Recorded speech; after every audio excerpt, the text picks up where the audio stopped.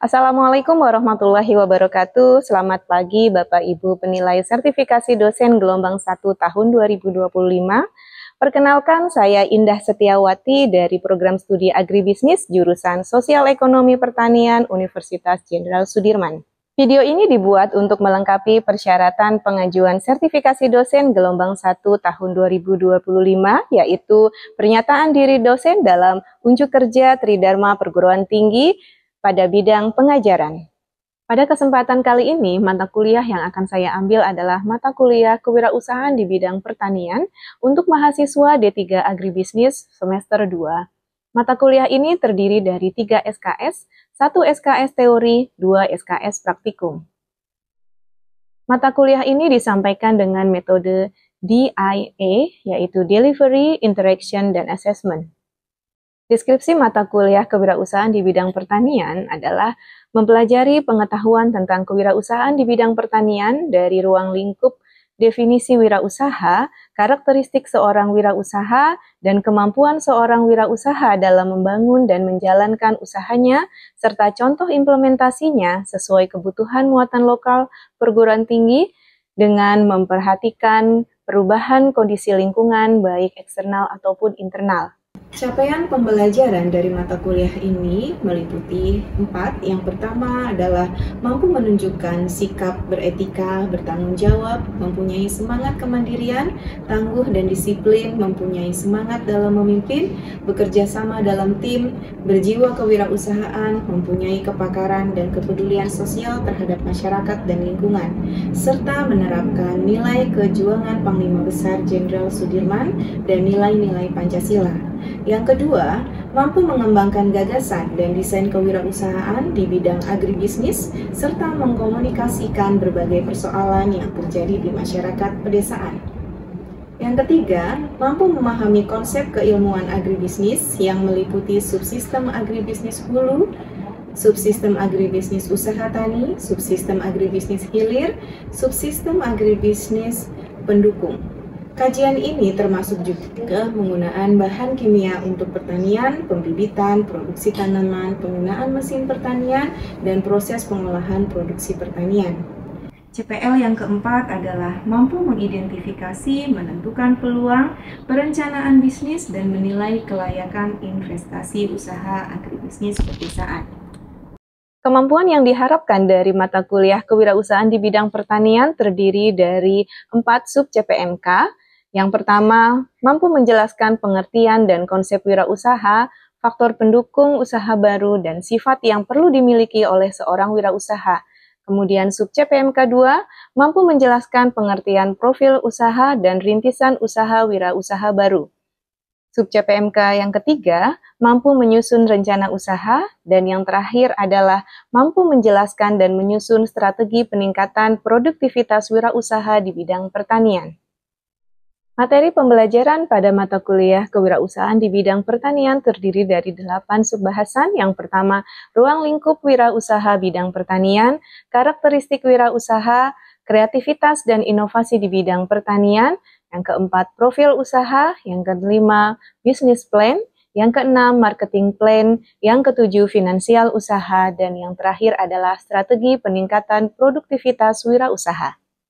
Sistem pembelajaran yang digunakan menggunakan 2 metode, sinkronus dan asinkronus, sehingga interaksi antara dosen dan mahasiswa dapat dilakukan secara langsung di kelas dan tidak langsung melalui LMS LDIRU. Metode pembelajaran yang digunakan adalah case-based learning. Komponen penilaian pada mata kuliah ini terdiri dari UTS 20%, UAS 20%, partisipasi dan keaktifan 10%, dan presentasi laporan case-based learning atau praktikum hasil proyek sebesar 50%. Adapun pustaka yang digunakan pada mata kuliah ini, untuk pustaka utama, yang pertama adalah buku kewirausahaan karya Kasmir, yang kedua adalah buku bisnis model kanvas karya Osterwalder dan Pigner, buku marketing karya Kotler dan Armstrong, buku studi kelayakan bisnis karya Kasmir dan Jakfar, serta buku-buku pendukung seperti Business Model Generation, buku Value Proposition Design, dan buku-buku lainnya. Berikut adalah video pembelajaran mata kuliah kewirausahaan di bidang pertanian pada pertemuan ke-9 atau pertemuan setelah UTS mengenai bisnis model kanvas. Assalamualaikum warahmatullahi wabarakatuh. Waalaikumsalam warahmatullahi wabarakatuh. Selamat pagi semuanya. Pagi. Sehat? Alhamdulillah. Oke, kita jumpa lagi dengan saya Ibu Indah Setiawati di sini melanjutkan mata kuliah kewirausahaan di bidang pertanian. Setelah UTS, kemarin di materi UTS kalian sudah menyusun ide bisnis ya. Nah, sekarang kita sudah mulai aktualisasi bagaimana menyusun ide bisnis itu menjadi suatu perencanaan yang lebih komprehensif, namun simple, hanya dalam satu lembar kanvas, sehingga sering dikenal dengan bisnis model kanvas atau BMC. Nah, teman-teman yang sudah pernah ikut lomba bisnis plan ada? Atau di organisasi kemahasiswaan? Ada. Oke, PKN kewirausahaan boleh di kementerian ya. Nah, jadi seringnya kita itu harus melampirkan bisnis model kanvas. Kenapa? Gitu ya.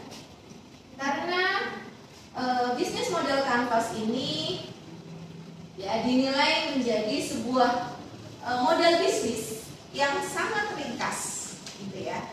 Kalau teman-teman ada mata kuliah namanya studi kelayakan, itu studi kelayakan harus dijabarkan detail setiap aspek, gitu ya. Tetapi dalam bisnis model kanvas kita buat sangat sederhana, gitu ya. Saya mengingatkan bahwa kita punya kontrak kuliah, ya. Jadi kalau kemarin sudah 7 pertemuan, sudah izin berapa kali? Ingat ya kontrak kuliahnya bahwa kita maksimal untuk presensi, maksimal tidak hadir itu 25%, gitu ya. Nah, kemudian nanti penilaian. Ingat proyek kita kemarin di waktu UTS sudah ada 2 proyek, sekarang masuk ke proyek 3. Jangan sampai ada proyek yang tidak dikerjakan, karena nanti bobot penilaiannya ada 40% dan ketika 0 maka nilainya menjadi E. Bisnis model kanvas ini yang sangat terkenal ya, itu memiliki berapa elemen? Kalau bisa dihitung? Ya, 9 gitu ya. Teman-teman cara biar tidak usah menghafal gitu ya, saya kasih tips. Jadi sebenarnya 9 blok ini terdiri dari 4 wajah, 5 dapur gitu. Jadi nanti teman-teman akan tahu 4 elemen pertama ini adalah etalase usaha kita yang tampil di depan konsumen, betul ya. Nah, apa saja yang 4 kita akan bahas hari ini.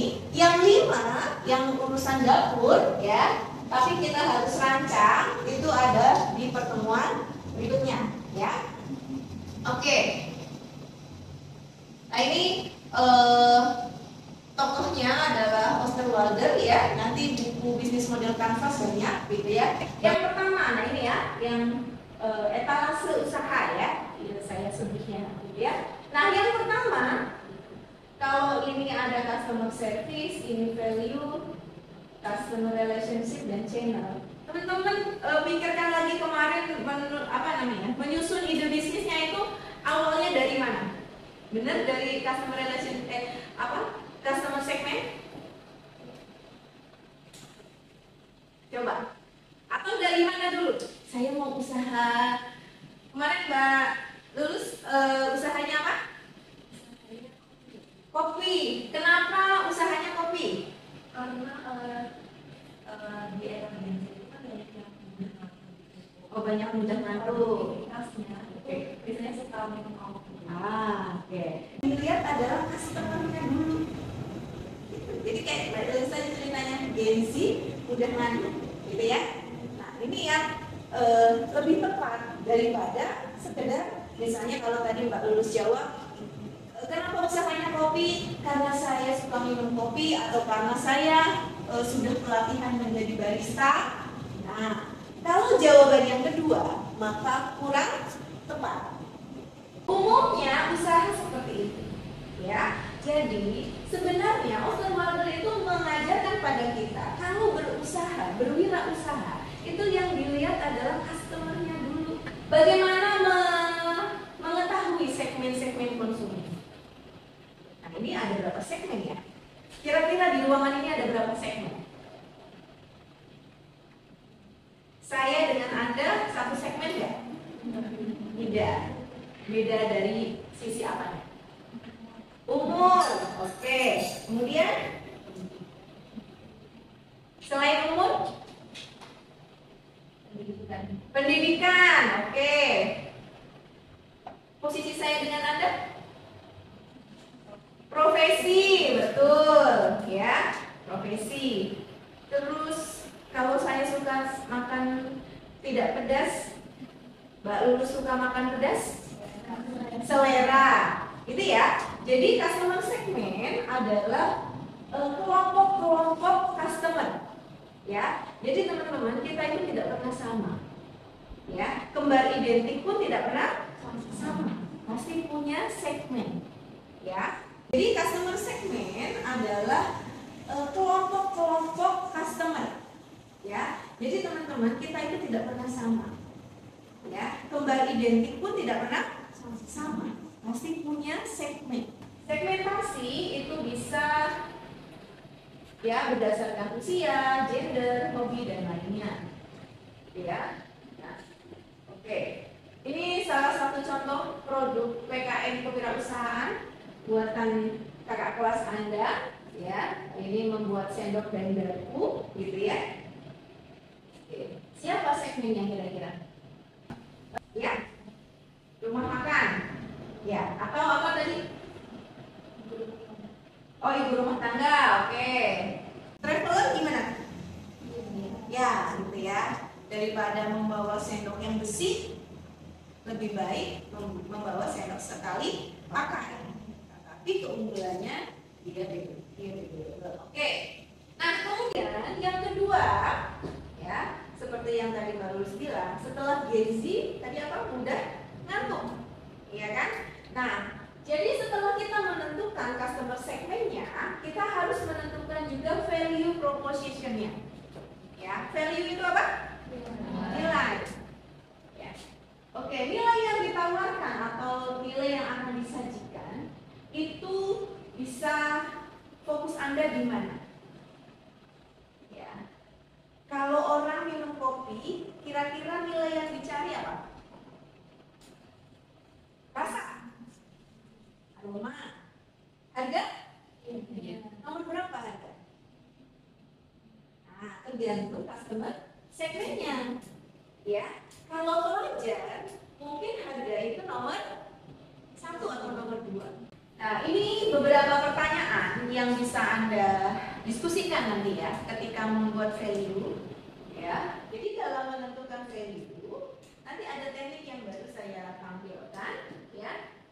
Jadi kita biasanya bisalah survei pendahuluan, observasi, ya kan? Misal kalau Mbak Lulus mau jualan kopi tadi, datanglah ke cafe atau coffee shop gitu ya, dari berbagai tingkatan, ya kan? Gen Z itu banyaknya ke coffee shop yang seperti apa? Oke, nah ini contohnya. Ini nggak apa-apa pakai merek ya.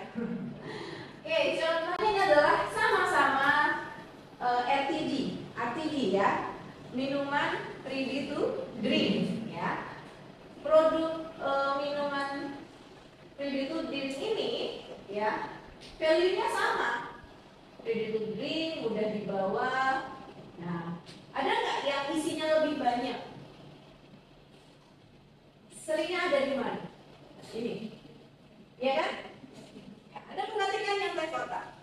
Kenapa berbeda dengan yang lainnya? Dia mengambil value isi lebih banyak. Nah, ini biasanya menyasar siapa? Perempuan, ya kan? Ibu rumah tangga, gitu ya, yang merasa lebih untung kalau beli itu ada tulisan ekstra 30%. Nah, gitu ya. Oke. Contohnya lagi getuk goreng. Ya, ini getuk goreng dari yang 1, 2, 3 dengan yang versi di Sokaraja. Sering ya kalian jumpai. Ya. Apa perbedaannya dari yang kanan? Yang kanan ini ada variasi rasa. Kemudian kemasannya bagaimana? Ya, mungkin dia vakum, ya, kemasan vakum. Kemudian tahan lama karena ini belum digoreng dan disajikan dalam bentuk frozen, gitu ya. Nah, jadi ketika Anda menciptakan value, Anda bisa melakukan observasi dan lain-lain. Ya, kemudian kita tentukan value-nya. Nah, ini dia teknik yang memiliki kebaruan dalam menentukan value proposition. Oke, caranya bagaimana? Customer segment tadi itu kita buat profil konsumennya atau customer personanya, ya. Jadi misalnya Gen Z tadi kan, nah Gen Z itu jobsnya apa sih? Tujuan atau tugasnya Gen Z itu apa? Ya, suka nonton drakor. Tergantung, ya. Dia punya jobsnya apa? Yang ingin dia capai itu apa? Nongkrongnya kah? Sensasi minum kopinya kah? Atau nongkrongnya itu? Ya kan? Kalau jobsnya itu ingin menikmati kopi sambil santai, ya, Anda susun di sini. Nah, kemudian dalam menuju tujuannya ini, customer itu menjumpai titik pusing atau pain point. Ya, apa itu pain point? Hambatan atau hal-hal yang tidak menyenangkan. Inginnya nongkrong tapi butuh wifi, ya kan? Butuh wifi itu harus. Jadi kalau nongkrong di coffee shop yang ini tidak ada wifi-nya, atau mau nongkrong di coffee shop ini tempat duduknya terlalu dekat dan seterusnya, gitu ya. Dan kemudian gain-nya adalah manfaat yang ingin dicapai. Nah ini tadi, dia itu ingin menikmati kopi, tapi dia ingin mendapatkan view yang Instagramable, gitu ya, dan seterusnya. Jadi dia itu punya gain atau manfaat yang dia inginkan. Nah ini adalah profil konsumennya. Nah kemudian kita terjemahkan, kita buat peta nilai, ya, dengan cara apa?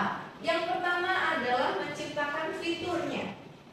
Kira-kira fiturnya apa saja? Ya, jadi ternyata usaha kopi itu bukan ke segelas kopinya saja, tetapi usaha kopi saat ini sudah termasuk atribut ruangan, sudah termasuk atribut suasana, gitu ya, pelayanan, sampai teksnya. Kalian pernah nggak minum kopi terus kaget dengan pajaknya, servisnya, teks servisnya, iya kan? Nah, ada yang memperhatikan itu, ada yang tidak, tergantung segmen konsumen.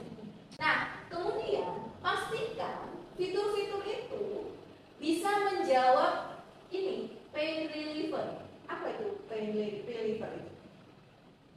Mencegah kepusingan, obatnya. Jadi kalau tadi pusingnya itu adalah tidak ada wifi, maka dia memberikan fasilitas wifi. Jadi cara menghindari masalahnya bagaimana?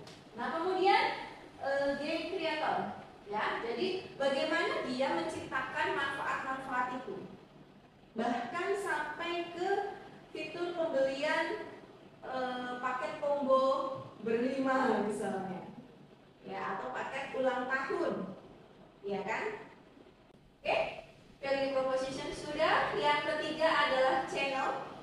Channel ini adalah bagaimana channel. Jadi bagaimana menyampaikan, ya, gimana caranya coffee shop Anda itu bisa didatangi oleh Gen Z dari unsur, Gen Z dari UMP, gitu kan? Nah, channelnya pakai apa? Jadi channel itu tidak selalu berupa distribusi atau jaringan, tetapi juga dengan komunikasi.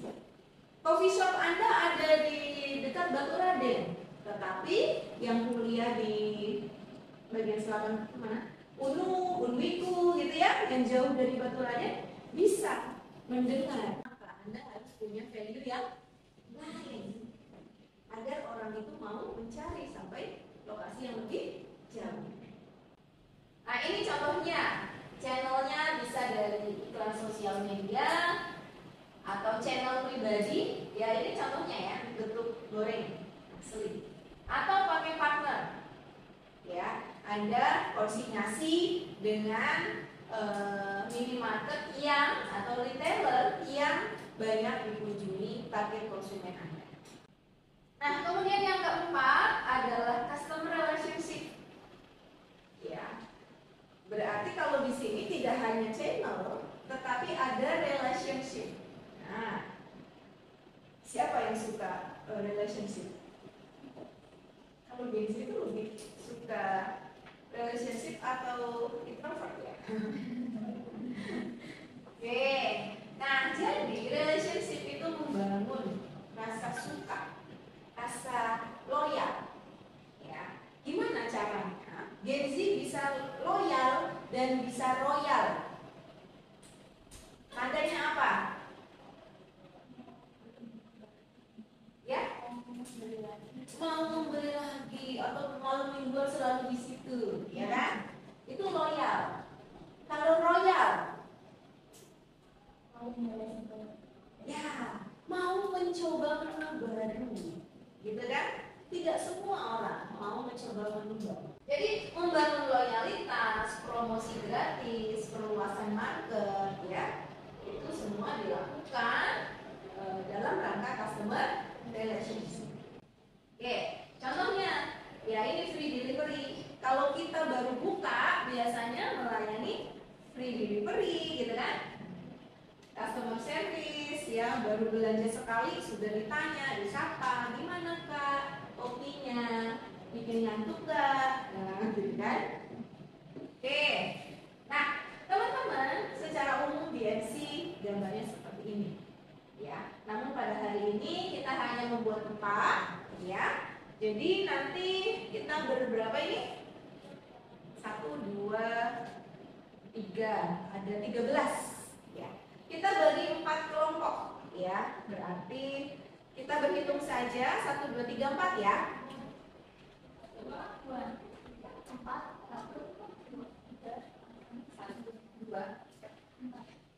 1. Oke, yang kelompok 1 berarti customer segment ya. Kelompok 2 berarti value proposition, kelompok 3 channel, dan kelompok 4 customer relationship. Mau contoh? Ini yang saya contohkan. Boleh ini, boleh yang lain ya. Tapi kalau bisa usahanya adalah di bidang pertanian ya. Nah, ini adalah alat bantu untuk menyusun PPC kalau untuk tim 2 ya, atau membentuk Canva kalau nanti di setelah pertemuan besok ya. Oke, kelompok 2, kelompok 3, kelompok 4 ya. Oke, silakan berkenalan dengan kelompoknya. Nah. Oke, waktunya berapa menit kira-kira? Mau bertemu kelompoknya 20 menit ya. Baik. I walk for miles till I found you. I'm here to honor you. If I lose everything in the fire, sending all my love to you. Baik, adik-adik sudah selesai ya, waktunya sudah 20 menit. Jadi saatnya di tahapan kedua kita paparan ya, hasil diskusinya. Siapa mau mencoba paparan? Dari dari kelompok Customer relationship. dari kelompok customer relationship kelompok 3. Silakan kita kasih applause dulu buat kelompoknya.